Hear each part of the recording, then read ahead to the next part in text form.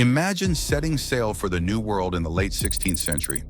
You and 115 other settlers, full of hope and ambition, arrive on the shores of Roanoke Island in modern-day North Carolina. Led by Governor John White, you establish the first English colony in America. This is your new home, full of promise, but also danger. Just 3 years later, when your leader returns from a trip to England, your entire colony has vanished without a trace. No remains, no struggle, just the word Croatoan carved into a wooden post. This is the story of Roanoke, America's greatest unsolved mystery. The year was 1587, and England was racing to establish a foothold in the Americas. Queen Elizabeth I had granted Sir Walter Raleigh a charter to explore and colonize the New World. After several failed attempts, including a short-lived military colony in 1585, the English were determined to make Roanoke work.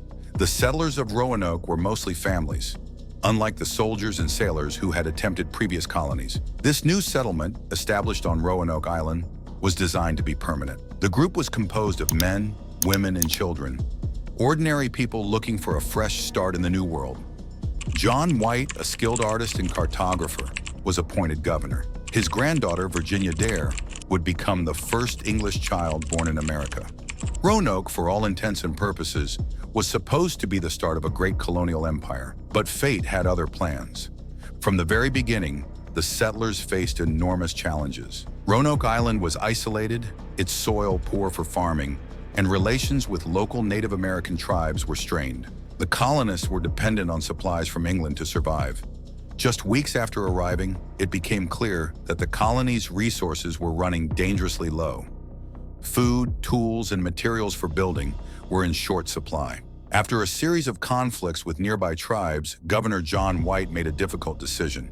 He would return to England to gather more supplies, leaving the colonists behind. He promised to return as soon as possible, but what White couldn't have predicted was the storm that awaited him in Europe, the war with Spain. In 1588, England and Spain were at war, and the Spanish Armada was set to invade. White's return to Roanoke was delayed, not by months, but by years. 3 years to be exact. When John White finally returned to the colony in 1590, what he found, or didn't find, would haunt him for the rest of his life. When White arrived back at Roanoke Island, he expected to see the settlers, his family, his granddaughter, Virginia Dare, waiting for him at the fort. Instead, he found the settlement abandoned. Homes were dismantled and the fort was empty. The only clues to the settlers' fate were the word Croatoan carved into a wooden post and the letters TRO scratched into a nearby tree. No signs of violence or struggle, no bodies, and no clues as to where the settlers had gone. Governor White believed Croatoan might indicate the settlers had moved to Croatoan Island, today known as Hatteras Island, where a friendly Native American tribe lived. But due to a series of storms and bad weather, White was unable to conduct a proper search of the area. Heartbroken and desperate, he returned to England, never to see the colonists again. He would die without knowing what had happened to his daughter, his granddaughter, or the other settlers. The colony of Roanoke had simply disappeared. For over 400 years, historians, archaeologists, and conspiracy theorists have tried to solve the mystery of Roanoke. There are many theories, some more plausible than others. Let's explore a few. The most widely accepted theory is that the settlers integrated with nearby Native American tribes. The Croatoan people, who lived on Hatteras Island, were known to be friendly toward the English. Perhaps the settlers joined them, intermarrying and assimilating into their way of life. Some historians point to later encounters with Native American tribes who had European physical traits, blonde hair and blue eyes, which could be evidence of interbreeding between the Roanoke settlers and local tribes. But while this theory is compelling, no definitive proof has been found. Another theory suggests a more tragic fate for the settlers. It's possible they fell victim to hostile Native American tribes. Relations between the Roanoke settlers and some tribes were tense from the beginning, particularly with the Secatan tribe.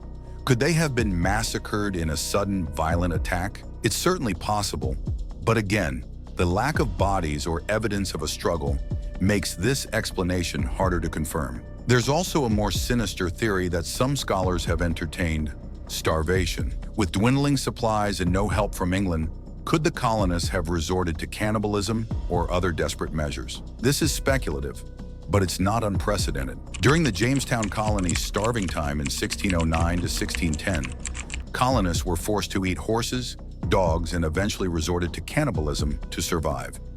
Yet Roanoke left no such gruesome evidence behind. Then there are the more bizarre supernatural explanations. Some believe that the colony of Roanoke was cursed. The Croatoan tribe had legends of spirits that haunted the island, and some claim the settlers fell victim to a paranormal force. There are even those who suggest the settlers were taken by something far beyond our understanding, whether it's extraterrestrial involvement or a curse from the spiritual world.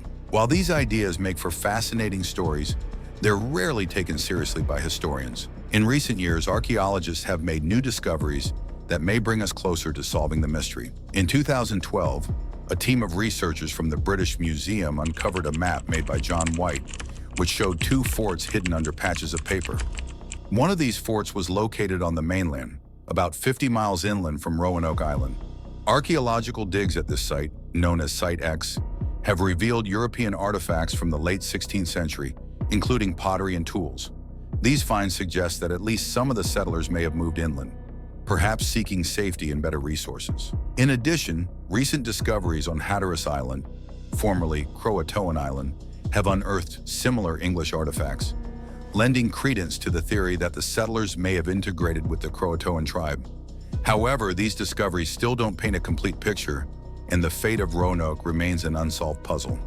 So what really happened to the lost colony of Roanoke? Were they absorbed into the local tribes, wiped out by starvation, or the victims of a violent attack? Or did they simply leave clues that we've yet to fully understand? The mystery of Roanoke has captivated the imaginations of generations, inspiring books, films, and countless debates. Over 400 years later, it remains one of America's most enduring unsolved mysteries. Perhaps like many great historical mysteries, the lost colony of Roanoke will never be fully explained. But in that mystery lies the heart of human curiosity, the drive to understand our past, even when the answers remain tantalizingly just out of reach. Thank you for joining me on this journey through history. If you enjoyed this episode of Beyond Borders, be sure to like, subscribe, and hit the bell for more stories from the hidden corners of history. Until next time, keep exploring the unknown.